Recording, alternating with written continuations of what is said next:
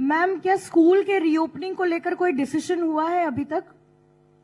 Skill का school reopening को लेकर क्या हम अभी तो तक बोल कोई दिया ना, डिसीजन? पूजा का बाद खुलेंगे। पूजा का बाद हम पूरा सैनिटाइज करके उसका बाद खुलेंगे, अगर थर्ड वेव ऐसा डेंजरस ना हो तो। It depends on situation.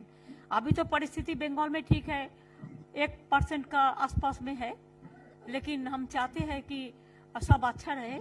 लेकिन अगर थर्ड वेव आ जाए तो I can not control my self, because every state it is facing, even Maharashtra, then Kerala, it is increasing day by day. So I do not know what will be for tomorrow. But today I can tell you that it is controlled.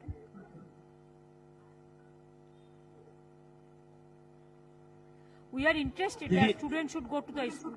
But only the thing is we have to plan something. আর যেহেতু পুজো এসে গেছে, কাজেই পুজোটা হয়ে যাওয়ার পরেই আমরা যেমন ভাইফোঁটার পরে স্কুল খোলে, নিয়মিত পুজোর ছুটি থাকে একটা, সুতরাং পুজোর ছুটি হয়ে যাওয়ার পরে, দিওয়ালির ছুটি হয়ে যাওয়ার পরে স্কুলগুলো খোলা হবে, সিচুয়েশন যদি ঠিক থাকে।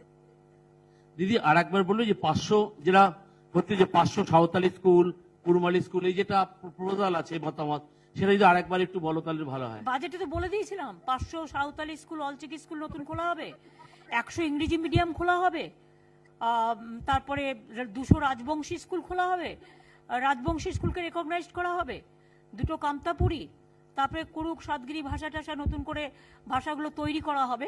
ভাষা আছে কিন্তু সিলেবাস নেই, টিচার নেই। এগুলো যখন তৈরি হয়ে যাবে আস্তে আস্তে তাদেরও গুরুত্ব দেওয়া হবে।